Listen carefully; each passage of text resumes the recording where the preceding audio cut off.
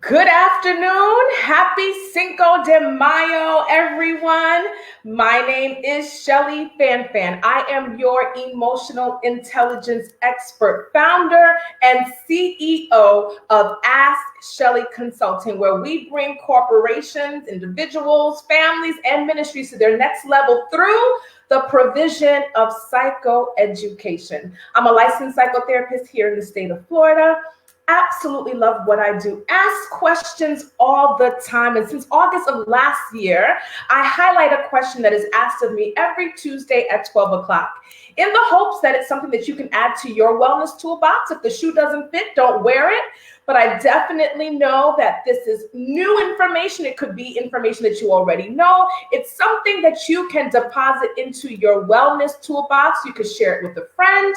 You could share it with family. It's about new information, optimizing our intellect, maximizing our wellness by absorbing new information or information that you already know that's just reinforcing what you already know. A lot of the times, what keeps me in business is people knowing better, but not doing better. So the reinforcement is always good. That reminder is always good. So when I go live and when you see me looking in different directions, because I have couple of three different cameras going on at the same time. So I'm not being rude. I'm just trying to attend to all the people who are tuning in today. This process is in no way an attempt to replace the process of therapy. Therapy is a evidence-based process. Therapy is an evidence-based intervention to help people overcome emotional injury. And through that process, you consent for treatment. You sit with a licensed professional who is experienced in the field or the struggle that you are in. They have expertise in that struggling, in the area that you're struggling in. They create a treatment plan for you, and you guys work together to overcome and get healed. And that is a completely separate process. This live is in no way, shape, or form an attempt to replace that. And so for those of you who feel that you need extra support as a result of anything that you heard today, or if you're just struggling with some issues in life, feel free to reach out, info@askshelly.com. You can call our office at 407-350-5070. And even if it's not necessarily with our firm or with me, I will assist you in plugging in with someone that can assist you. So are we ready for this week's Ask Shelly segment? Hello. Hi, Shireen. How are you? Thank you so much for tuning in. Let's see who we have here. Let me know where you're logging in from. I want to be able to see who it is I am speaking with. I do appreciate your shares. So feel free to share this live. You never know who this live is going to land in front of, like whose eye gates, what line of sight it's going to land in front of, whose ear gates it's going to land, where this live will land in terms of whose earshot it will land in front of. You never ever know. So share. I appreciate your support. Hi, Candy. Thank you so much for tuning in. She's from my neck of the woods. Hello, Sherry Smith. Thank you so much for tuning in. We're about to jump into the question. Now, listen, if you are on this live, I need your help. Shireen, I see you over there. I need your help. Facebook, YouTube, listen, I want your feedback. So when you hear the question, I would love your feedback. You are now a member of my consultation team. And so I want to hear what you have to say. Are we ready? Sherry says she's on her break in Orlando. Shout out to Orlando.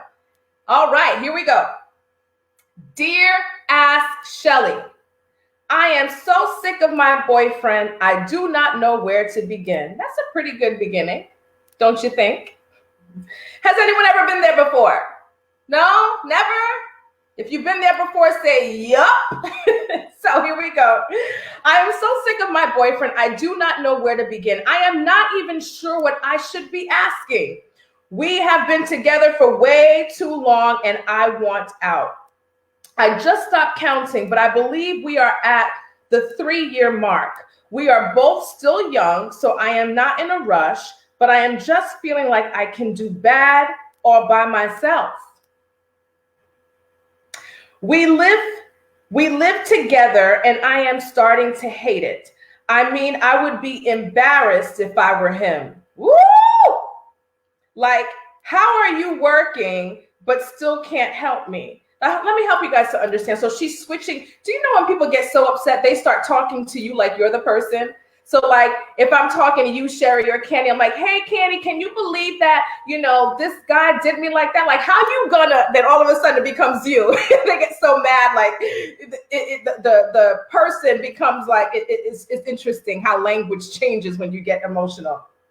Okay, so she says, like, how are you working but still can't help me? I am trying to go to school so we can have a great future, but he is not able to hold it down while I do so. He is gaining weight. He doesn't work out anymore. He took this pandemic as if it were some type of vacation. He is not romantic. He is a poor communicator. I mean, hello, ?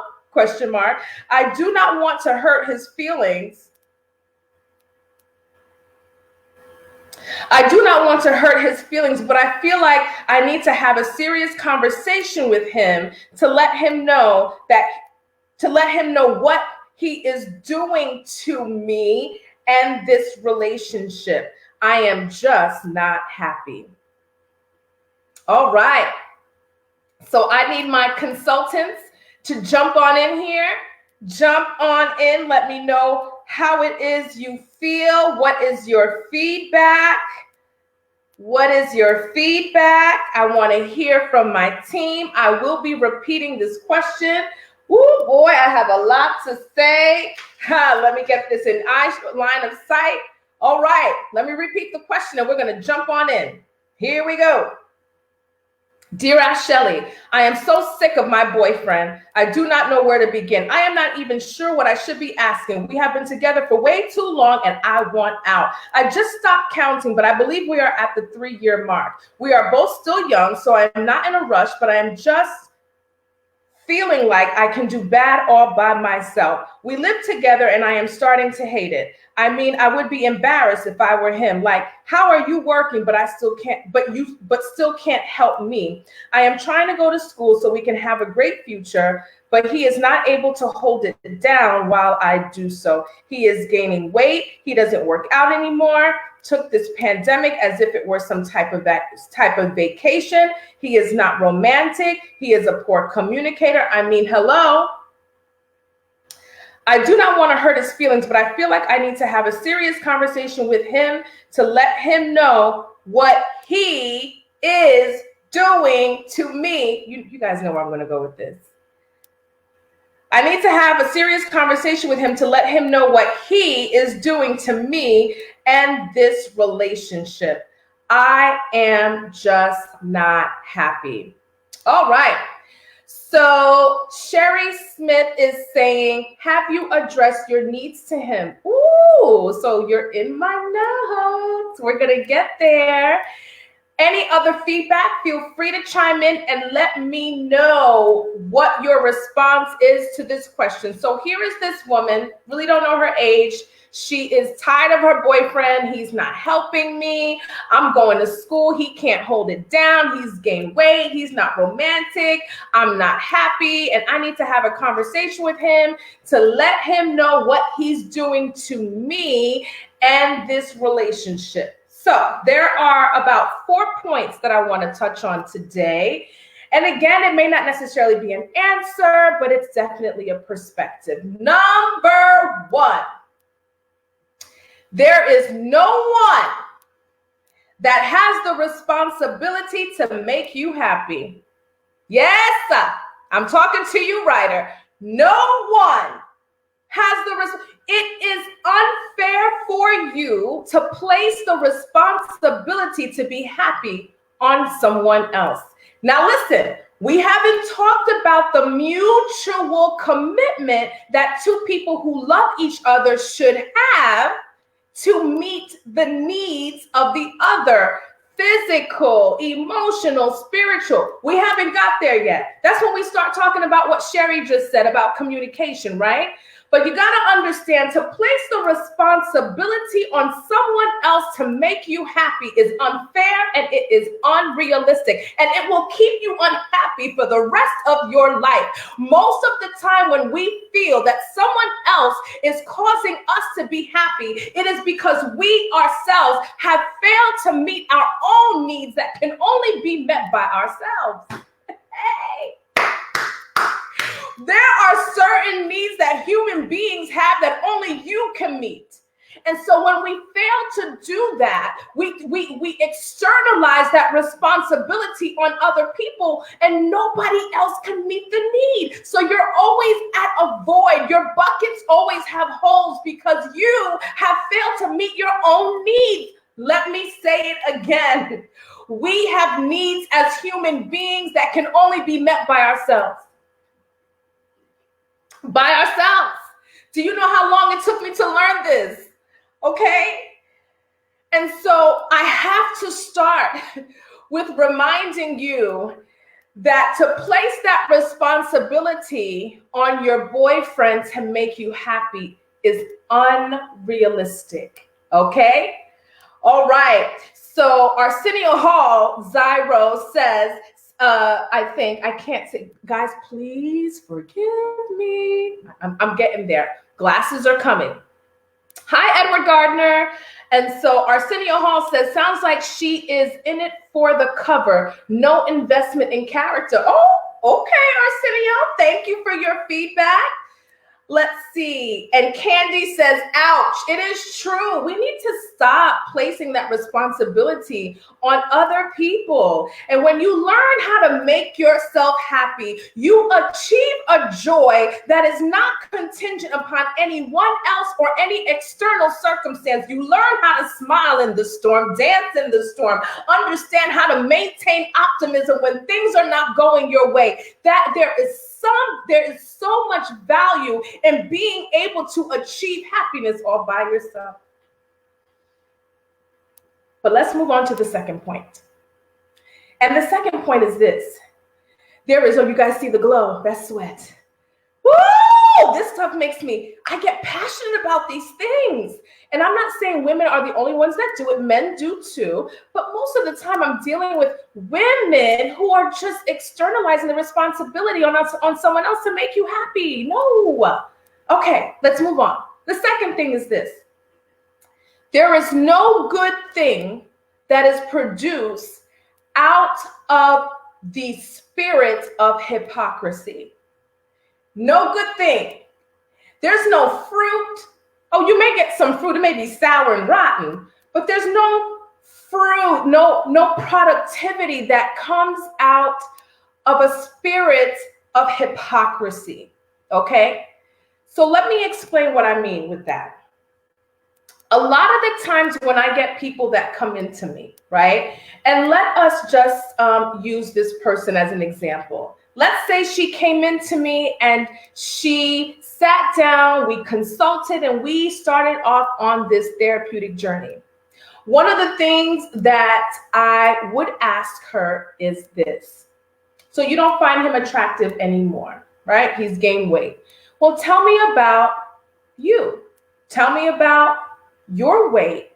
Tell me what you're doing to manage your figure.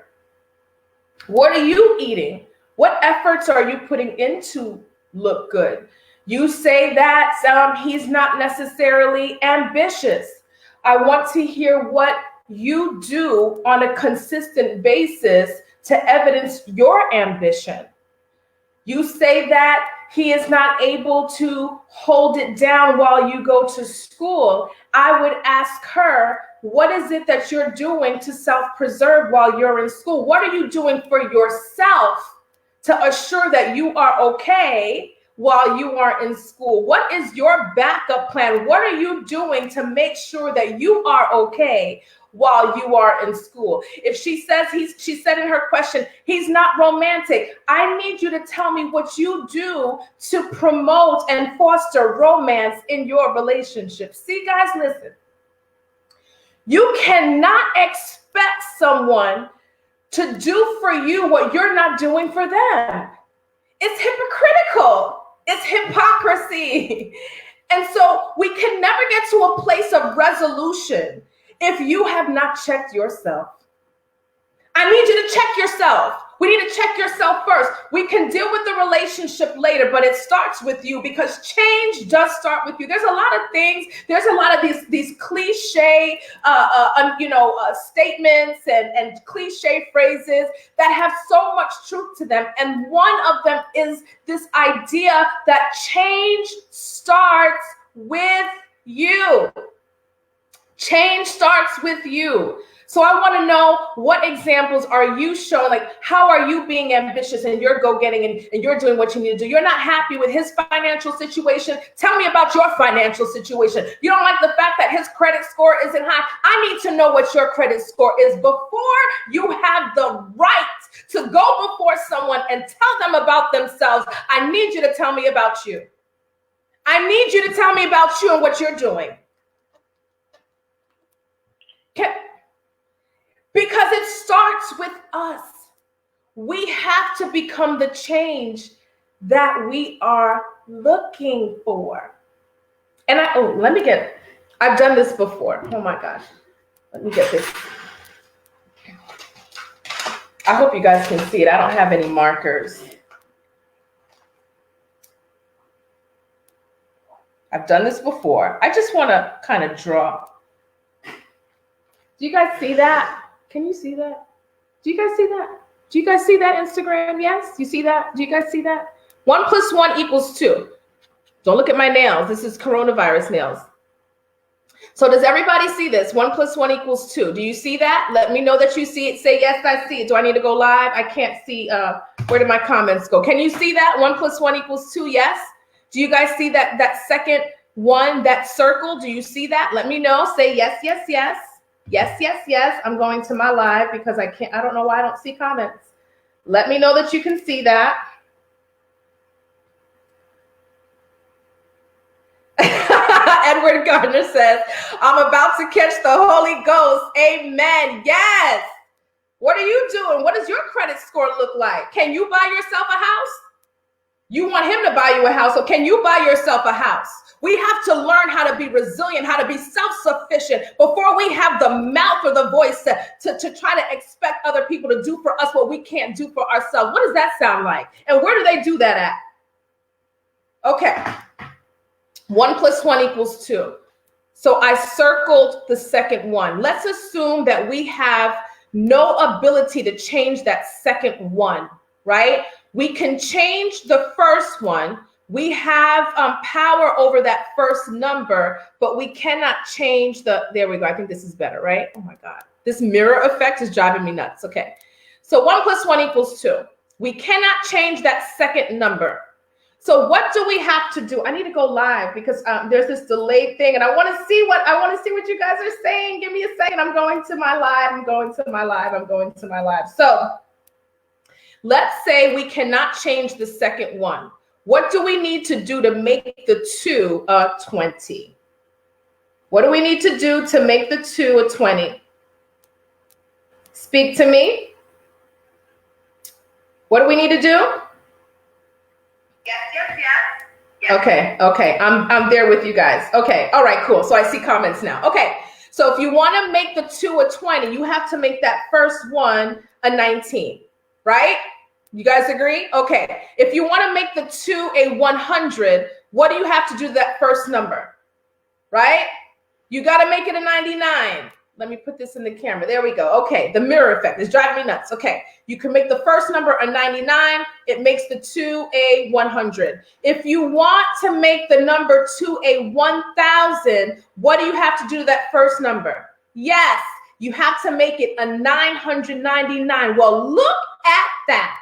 I was able to make the 2 whatever it is I wanted, and I did not need to have control over the number that I couldn't change. All I needed was the ability to change the first one, and I was able to make the outcome whatever I wanted. If you want to change your 2, you have to start with you. If you want to change your 2, you have to start with you. We have to be the change that we are looking for. So if I had the price priceless opportunity to sit with this woman that wrote in, I would have to challenge her about where she stands, what she is doing to achieve these expectations within herself before expecting someone else to do them. Can I get an amen, please? Thank you. I don't see it, but I know it's coming. All right. So the third point, all right, so we talked about happiness, that you cannot, it's not fair to give that responsibility to someone else to make you happy. Most of the time when we're feeling like others are causing us to be unhappy, it's because there are needs that we have that we are not meeting ourselves. There are certain human needs that only you can meet. There are needs that only you can do for yourself, only you can meet for yourself. And so it's unrealistic and it's unfair to place that responsibility on someone else. Then we talked about hypocrisy. Okay, we talked about hypocrisy, to be able, to put yourself in a position to expect people to do for yourself what you're not doing for you is hypocritical, right? Or when we want him to look good, but you can stick change in your love handles and you don't need to walk around with a wallet. Hello, you have some work to do yourself. Well, he's not romantic. Well, what are you doing to be romantic? It's important that we are able to take self-inventory in ourselves and make sure that we understand that in order to change your two, you have to start with you. So let's assume that there's some congruence there. Let's assume that there's alignment there, that this is someone who has, she's doing the work. She's an amazing example. She's ambitious. She's attentive to his needs. She's leading by example. She's doing what she needs to do for herself and all those other great things, all the things that we just talked about. Let's assume that she's hit all those points and now it is safe to move forward to the next step. Right? Because we don't want to flow in a spirit of hypocrisy. So we have concluded that she's done all that she needs to do. And now it's safe and it's fair to address him. Communication. First and foremost, when we are confronting people about things, we have to make sure what we first said, right? That the responsibility to be happy is ourselves. So when we start telling people, you made me feel like, you take away the power that you have over your own emotions and how you respond to certain situations. So the best thing to do is to use I statements because nobody can dispute that. They're your feelings, right? So I feel like, not you made me feel like. But you disrespected me and I felt disrespected when are two different statements. Do you see the difference?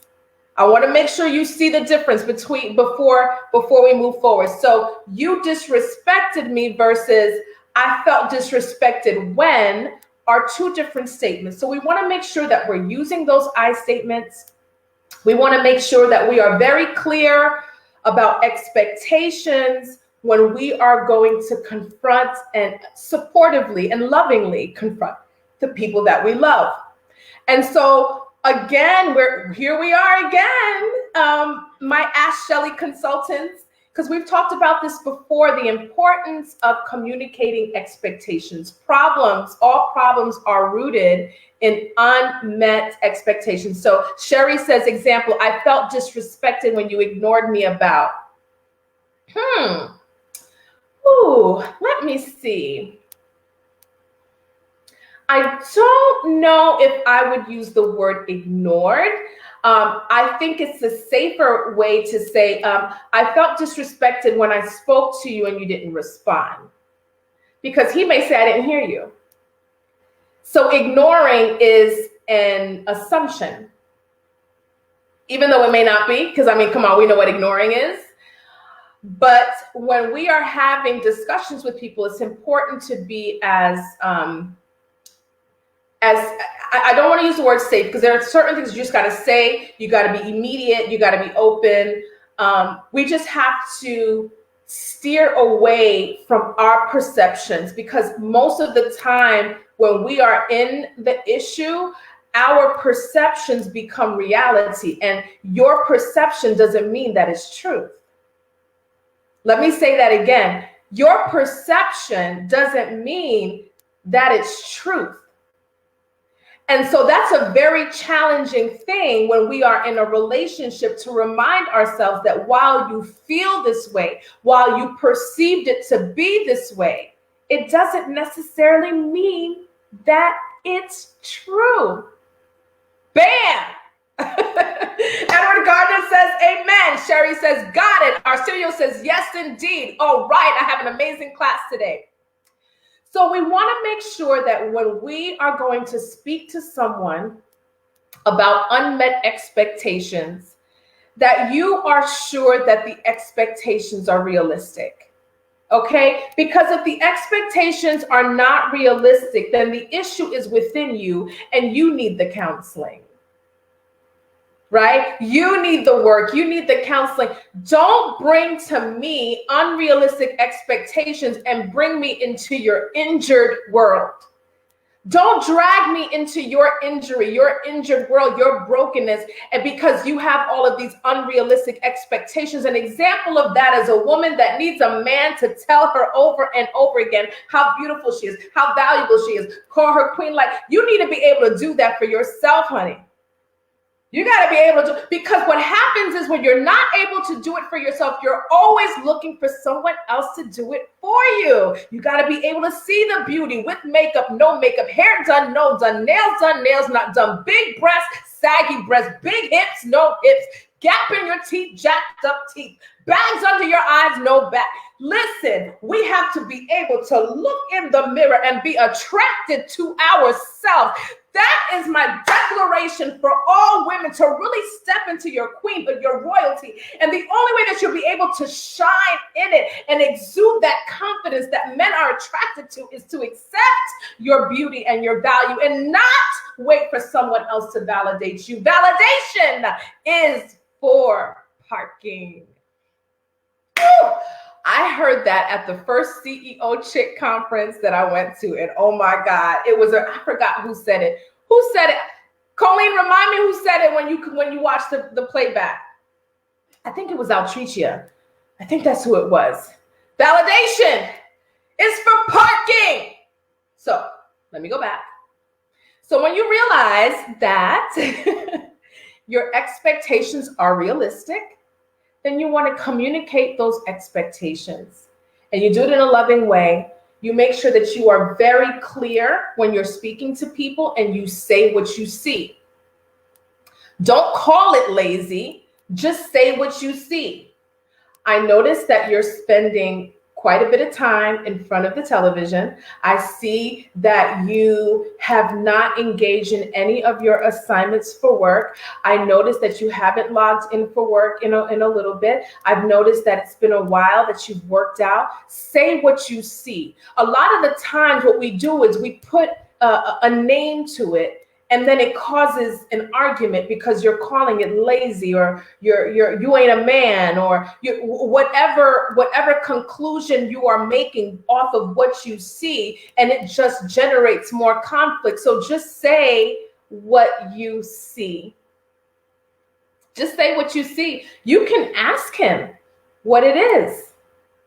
Can you tell me what it is I'm seeing? Like, you used to get up and work out every day. You used to be at the gym. Like, you used to cook dinner and give me massages. I noticed lately that you're sleeping in a lot longer. You're not getting your hair cut, or you're not shaving. What is it that I'm seeing, right? Because before you put all your expectations in, and this is what you're not doing for me, is he okay? Is your king okay?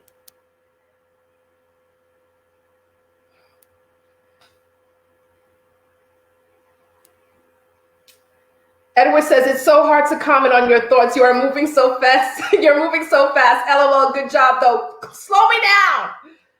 I need someone to slow me down. Arsenio says, become confident, not prideful. Yes. It's so different because pride is the root of sin, right? There's so much, sin, and there's so much unproductivity and sour fruit that comes out of that. But it's important to be confident, to love yourself, to love everything about you. God gave us this. God gave us those gifts, those unique abilities, our beauty. And so that's far different than pride. Okay, Sherry says, validate yourself. Arsenio says, men are more attractive when women say, I feel sad when. Yes, those I statements are so important. That's good. Arsenio says, redirected anger due to mild depression. Yeah, we just got to make sure that the people that we love are okay, right? And so say what you see, make sure that your loved one is okay. And then you can start to express your expectations. I would say to write down a list of all of your expectations of the person that you love.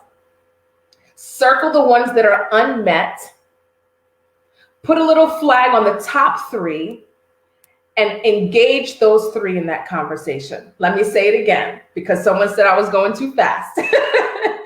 So write down a list of all the expectations that you have of your loved one. Circle the expectations on that list that are unmet. Highlight the top 3 and engage those 3 in your conversation with the person that you love. Because if you're going to go in there with 25 things that you're expecting, behavior change does not happen that way. And so you're going to get deferred success in progress and change, right? And so you share the expectations that you have of the other person. You've already assessed that they are realistic. You communicate those expectations to the person that you love after you are sure that they're doing okay. And then you cannot forget to assure that this person has committed to meeting those expectations. Sometimes we feel like because we declared it, we were in the kitchen, we were mad, this is what I expect of you, and you just walk away. Well, there was no understanding because I need to know what it is he said.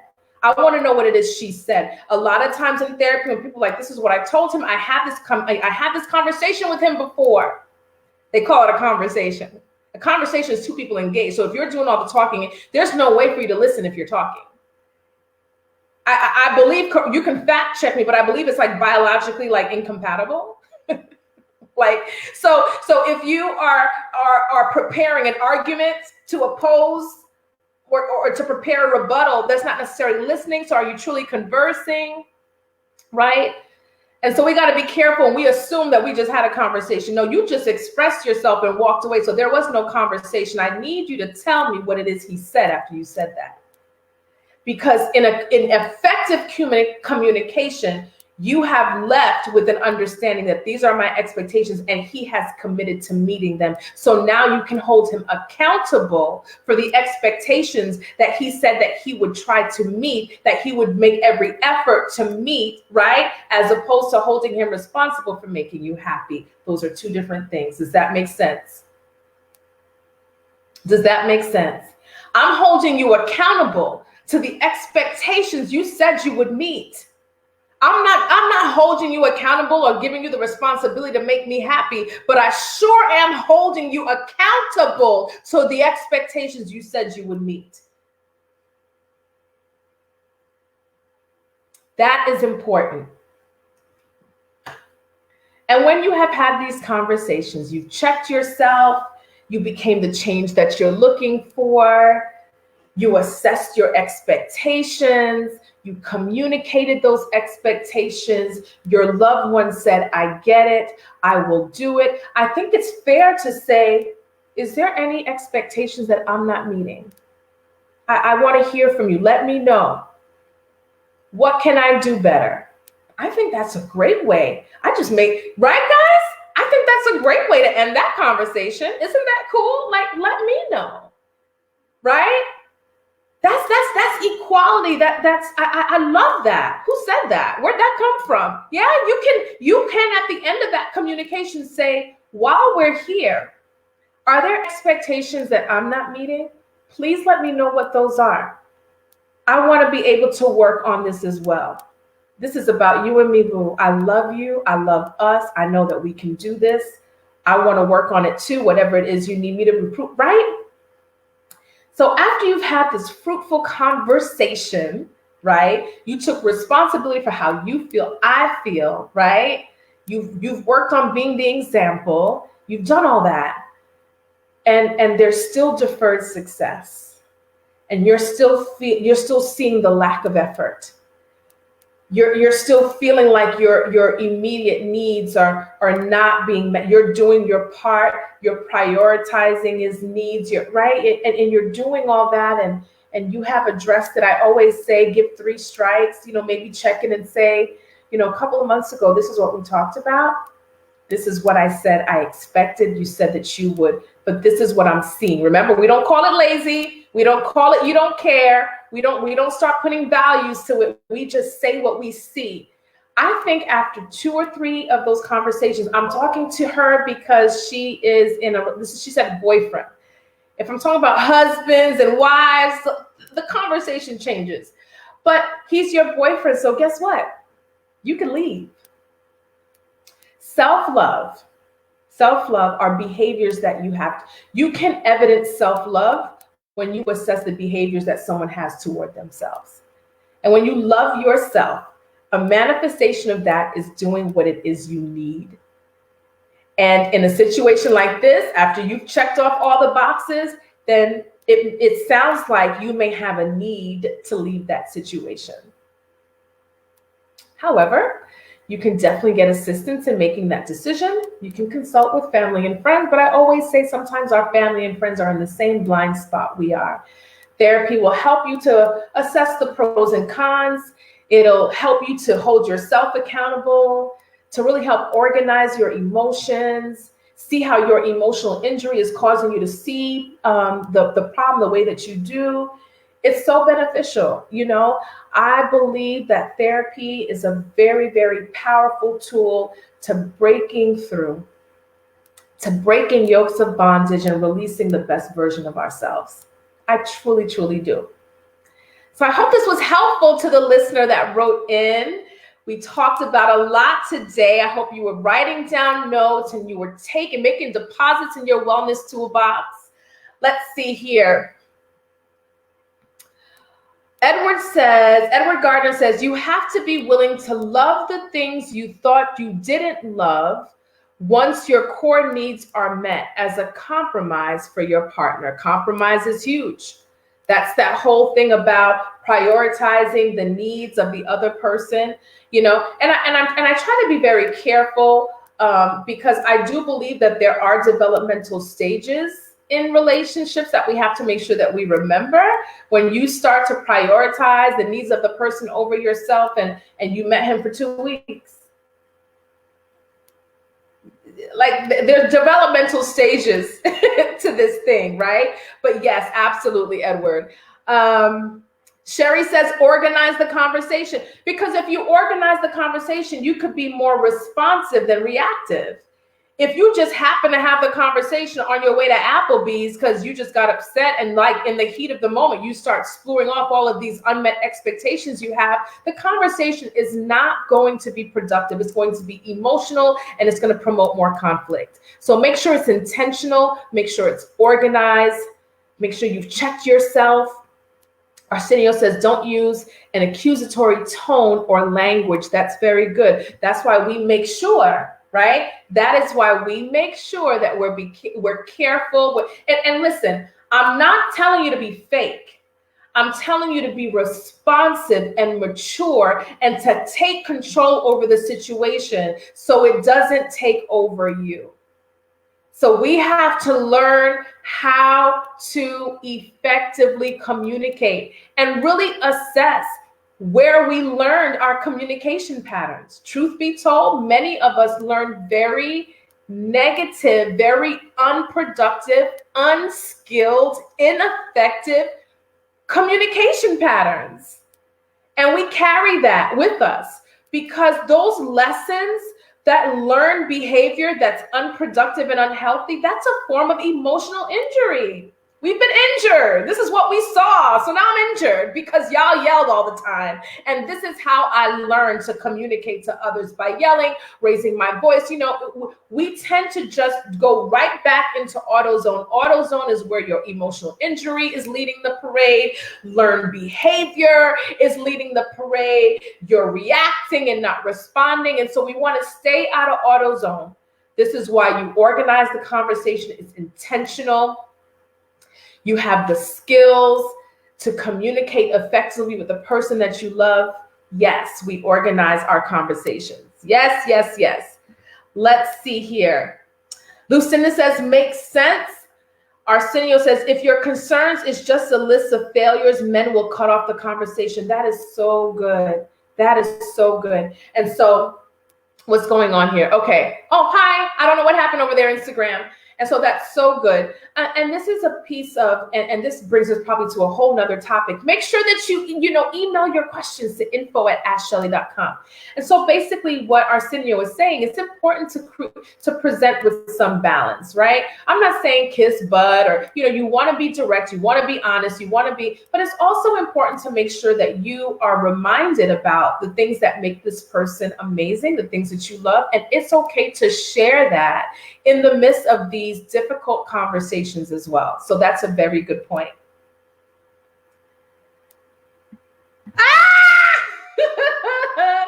Edward says, wow, your husband must be managed well. Well, guess what? I'm going to leave that alone. Long story, Edward, but feel free to email me at info@AskShelly.com. Guys, I had an amazing time today. Thank you so much for your support. Make sure you submit your Ask Shelly questions to info@AskShelly.com. All of those difficult questions, I will not share your identity. You don't even have to share your identity. 99.9% of the time, I won't even email back for additional information. I present the question just the way it is.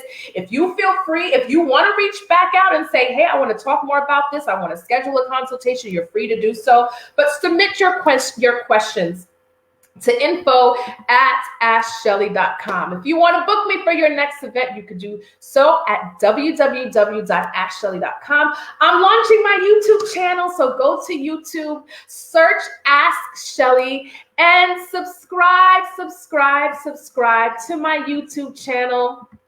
So super excited about that. So if you want more of Ask Shelly, go to my YouTube channel. That's Ask Shelly on YouTube and subscribe. You will see all of my videos there. We're uploading 3 more this week. Again, I